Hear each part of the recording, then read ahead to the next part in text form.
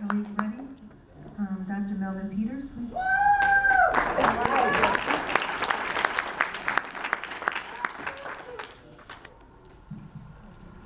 Thanks everybody for being here. I learned how to teach in Detroit Public Schools starting in 1967. Yes, indeed. Me too. Like the black entertainer said, you can't fake the funk in Detroit. This is where I learned how to teach. And I just retired after 50 years in the classroom.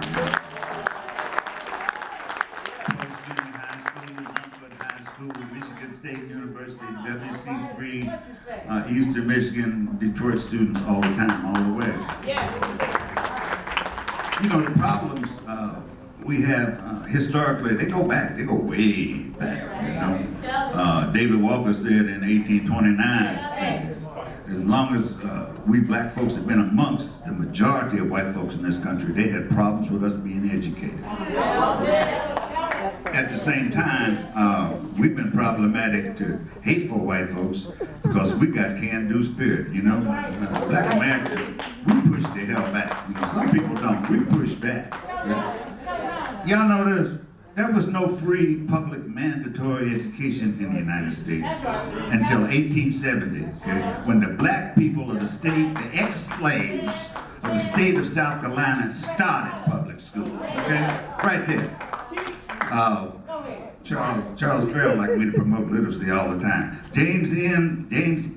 Anderson, Black Education in the South, 1865 to 1935. This is a story, okay, of how these schools were built. That's right. I graduated from the same high school that Carter G. Woodson went to. I'm going to talk about miseducation. All right. But the problems in Detroit, start before England in the 90s. Okay, it started before Granholm, who basically let English stuff roll on. Okay, these Republicans, they're anti-education and they're anti-anything related to civil rights for black people, civil rights commission, education, and so forth. Okay, and Granholm just looked the other way.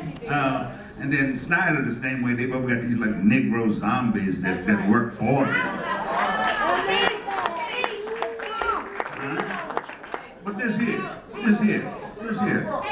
I went to segregated schools in the American South where we took books home. Okay? When I came to Detroit in 1967, I was shocked to see that most of the teachers were white. Okay? I was shocked to see that you could count on Stubby's fingers the numbers of black people who were principals in Detroit public schools. Okay?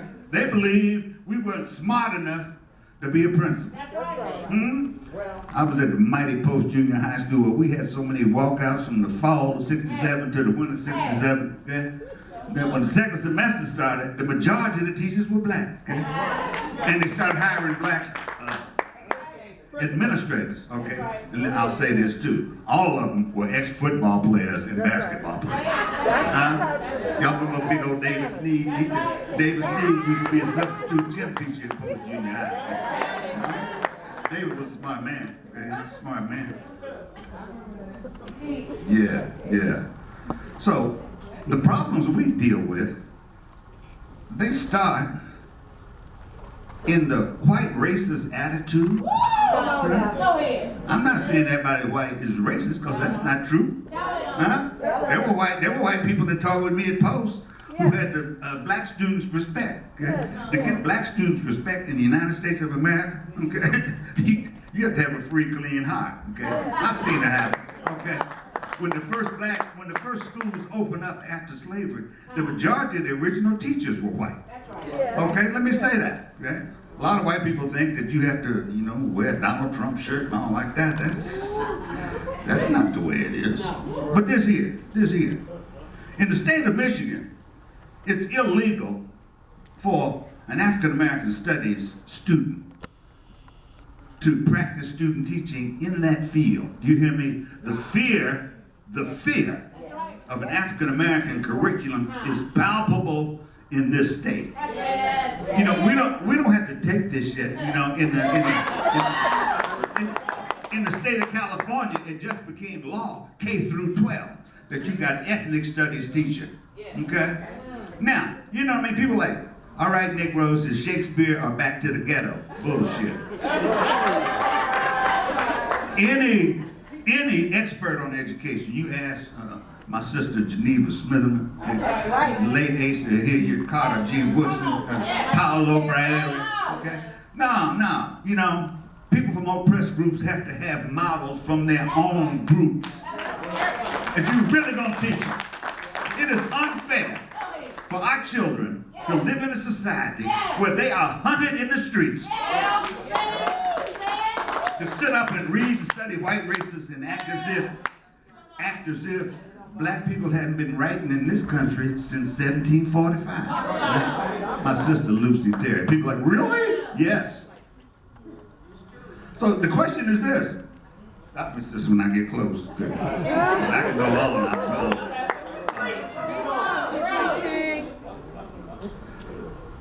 The question is not just a matter of curriculum, but what?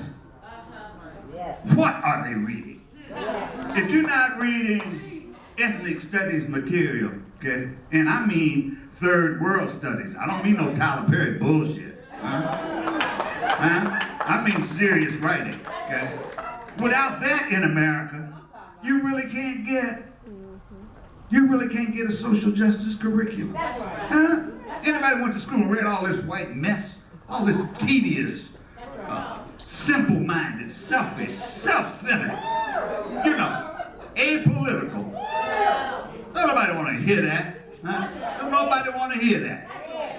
So the question is, what are they reading? Well, all of this stuff, you see, all of this stuff in urban America really comes from Malcolm X. You bring up black history and don't mention Malcolm X, you ain't shit.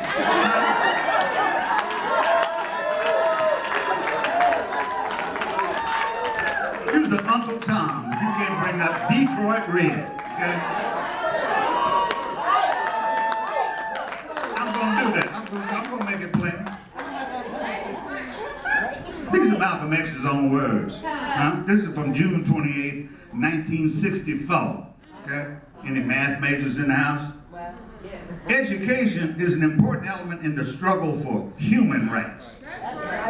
Snyder and them dump on us because they don't think we humans. They get these Negroes like Bob, you know, the human palindrome. And Uncle Roy Roberts. Negro with a BA degree in business from Western Michigan, you know what I'm saying? If you graduate high honors, you know, you call it magna cum laude, okay? You graduate like Uncle Roy with a 2-1, you graduate Lord have mercy. In this state, only a Negro with no educational qualification whatsoever gets put in charge of the schools. I wouldn't walk into the space program, you know, and try to run that. That's right. Education is the means to help our children and our people rediscover their identity and their self-respect. Yes. Education is our passport to the future. Yes. For tomorrow belongs only to the people who prepare for it today. Yes. Our children are being criminally shortchanged in the public school system of America. Have mercy. This is 1964. You wonder why they killed him so quick? That's right. And tried to give us amnesia about it? Right. Malcolm said, why should we let these fools continue to run and produce this low standard of education? Malcolm X didn't hold back. He said only a fool sends his children to their enemies to be educated. That's hard, but it's fair. I swear to God it's fair. What do we want? We want African American principals in these schools. He didn't say Negroes. He didn't say the government zombies. We want Afro-American teachers in these schools. We want textbooks written by Afro-Americans that are acceptable to our people. Not to Governor Snyder and them and his zombies. We call on, I got Helen more saying, oh Lord, I must be doing good.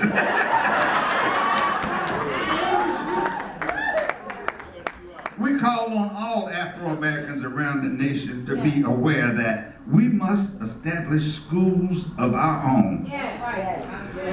To use the tools of education to help raise our people to an unprecedented level of excellence and self-respect. We must recapture our heritage and our identity if we are ever to liberate ourselves from the bonds of white supremacy. We must launch a cultural revolution to unbrainwash an entire people. Okay? And that is the American people. Thank you.